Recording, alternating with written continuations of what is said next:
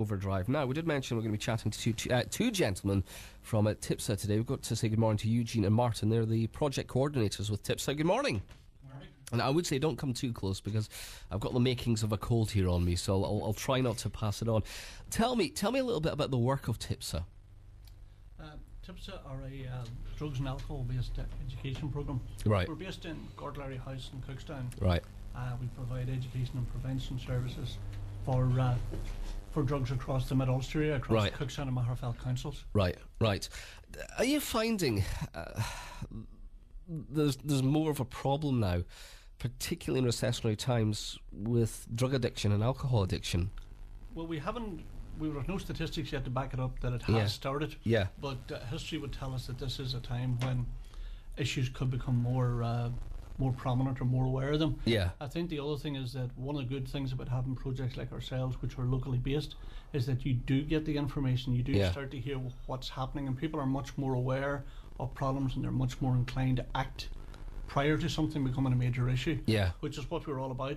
We're trying to get people to preempt a problem within their community and maybe get talks done or come in and do a bit of development work with the young people before they become actually involved in drugs or other activities, you know what I mean, which can cause problems for the communities. Are you finding there's a bit of education lacking these days, that people aren't being educated of the problems that can occur, problems that will occur with drug misuse and alcohol misuse?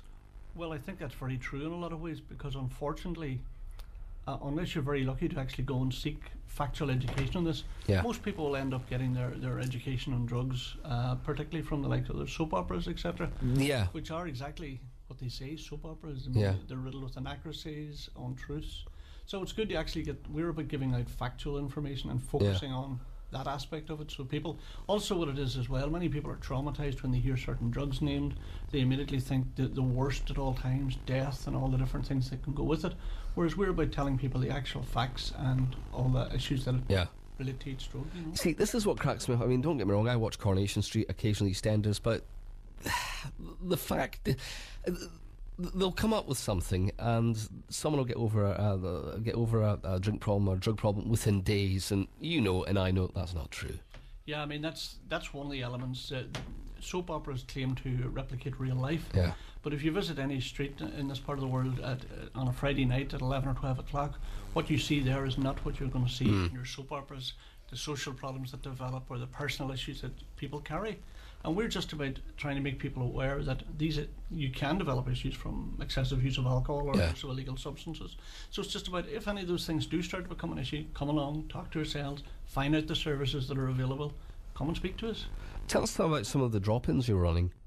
Well, we're running a wide range of drop-ins. This is its third incarnation. The first times we used to do it on a Saturday morning based in one location, but we've now decided that trying to open it up a wee bit more, we're now doing it twice on a Monday evening. So Eugene will be based permanently in Gortlery House every Monday evening from 7 to 9, whereas I'll be out and about. For example, I'll be in Narbo for a couple of weeks, Castle Dawson, going to be in Pomeroy, Magherafelt, and then in the last few weeks I'm going to have a base in Magherafelt in the Good Morning Centre there in Magherafelt Mini Centre.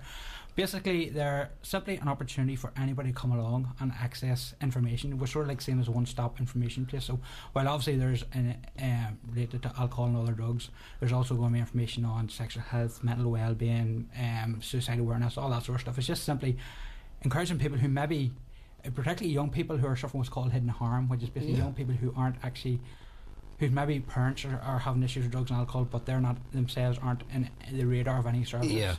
So basically come along, get a bit of information, just try and engage and see that we're approachable, we can be chatted to, and just simply come in and stay for as long or as little time as they want. I believe you've got a couple of unique quiz events coming up as well.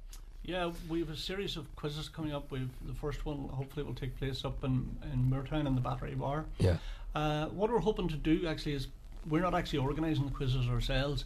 What we're trying to do is to piggyback other quizzes. So if there's anyone out there who's running a quiz of some sort, what we're going to do is we're going to give out a question sheet at the beginning of the evening with 20 questions on it, and we'll ask each team that's competing in the quiz to fill it in over the course of the evening. And then at about around 7 or 8 in the quiz before the night ends, we will collect all the sheets, and whichever team has the most answers correct will win a prize. Now the actual 20 questions are questions around things that services maybe that are available locally. It's a bit of fun. The prices will be good. Yeah. And all the answers will be available somewhere within the bar that night. One of the other main things of the quiz event is that one of the barriers we come up against on quite a number of occasions is that people assume that because you're doing work around alcohol and drugs that you're anti-alcohol, and we're not anti-alcohol. You know, it's the early use of alcohol or the misuse of alcohol for adults that we're on about. So this is an opportunity for ourselves to go out, be seen in pubs. These are nearly all going to be held in pubs, I would assume. Maybe one or two groups will be in a community association, but we primarily want to invite people that are running quizzes in pubs. So to let people see that we're happy to go there and that we can interact with them, and there's no stigma to it in Tipsa. We're not anti-alcohol. Martin was mentioning about getting the information out there, but if someone wants to contact Tipsa, what's your contact number or numbers? Well, we have our number is 8676 3388. That's 8676 3388. We're based in Gortley Area House. There's usually somebody there. We're also on Facebook and Twitter. Basically our Twitter address is @Tipsa Mid Ulster, all one word. And we also have the website, which is tipsa.co.uk. All our contact details will be there, including our email address and stuff will also be in there. So there's a wide range of ways people can contact us, and people shouldn't be shy in contacting us. It's what we're here, it's what we do, it's our job. So you're not putting us out by actually getting in touch with us and asking us. And it's just a young person looking to help a school project, right through to someone maybe with alcohol, drugs addictions. Anybody can contact us.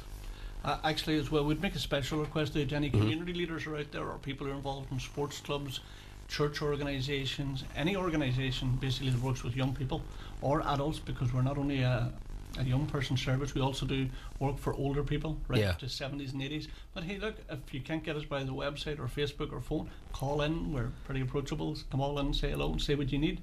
And the most important thing, it's probably remiss of us to say, we don't charge for any of our services. Okay. Martin and Eugene, you're doing a cracking job, and thank you very much for coming in and having a wee chat with us this afternoon. Thank you very much for having us. All the best.